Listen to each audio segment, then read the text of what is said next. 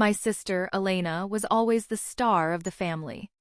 She moved to the city, married a guy with a Porsche, and only called home when she needed to brag about her new Botox or her Caribbean vacations.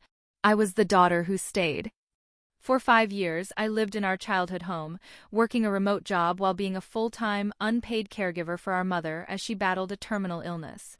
I did the sponge baths, the medication schedules, and the 3 a.m. emergency room runs. Elena?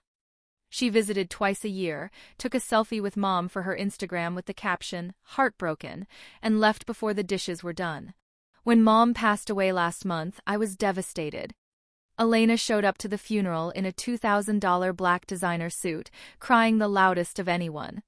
The very next morning, before the coffee was even brewed, Elena sat me down at Mom's kitchen table. She didn't ask how I was. She slid a document across the table. "I've already talked to a realtor," she said, her voice completely dry. "This house is worth $450,000 now. Since the will says we split assets 50-50, I need you out by the 1st so we can list it. I've already put a down payment on a beach house in Miami, and I need my half of the equity to close the deal." I looked at the notice to vacate. I reminded her that I'd spent my entire 30s caregiving and had no savings because I couldn't work full-time. Elena just shrugged. "You chose to stay, Sarah. I chose to have a life. Don't punish me for being successful. You have 2 weeks."